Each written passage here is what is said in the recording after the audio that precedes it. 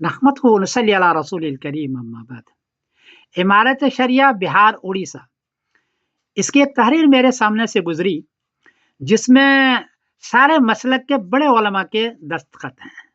शिया, सुन्नी, बरेलवी, आले हदीस सबके उसमें, जमात इस्लामी सबके उसमें दस्तखत है। उसमें दो बात की अपील की गई है।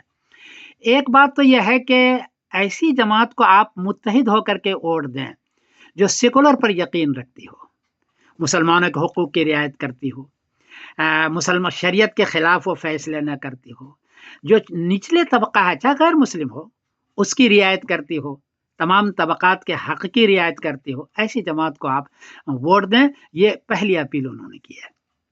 दूसरी बात उन्होंने कही है कि ऐसे आदमी को वोट दें जो जीत भी सकता हो। मसलन एक एरिया के अंदर मुसलमान बहुत ज़्यादा हैं, लेकिन 5 मुसलमान खड़े हो गए हैं, अब पाँचों तो जीत नहीं सकते। दूसरे आदमी एक खड़ा हुआ है, तो चाहे उनके लोग कम हैं, लेकिन चूंकि एक खड़ा हुआ है, उनका वोट तकसीम नहीं होगा, तो वो जीत जाएगा और आप ज़्यादा होने के बावजूद ये हार जाएंगे। इसलिए ऐसे आदमी को वोट दें जो जीत भी सकता हो, चाहे वो गैर मुस्लिम हो या कोई भी हो। अलबत्ता वो सेकुलर पर यकीन रखती हो वो जमात, और मुसलमान, गैर मुस्लिम, पिछड़े तबकों को लेके चलती हो। ये दो बातें उन्होंने कही है।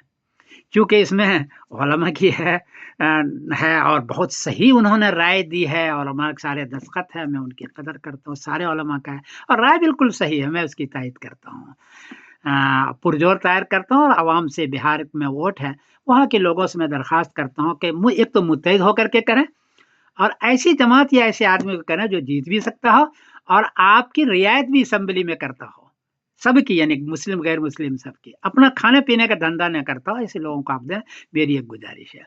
बहरहाल ये सियासी मसला है, इसमें हर एक की राय अलग होती है, हो सकता है किसी की राय हमसे खिलाफ भी हो, तो मैं उससे माजरत खा हूँ। मैं समीरुद्दीन कासिम बोल रहा हूँ मैनचेस्टर इंग्लैंड से। अस्सलाम वालेकुम व रहमतुल्लाहि व बरकातहू।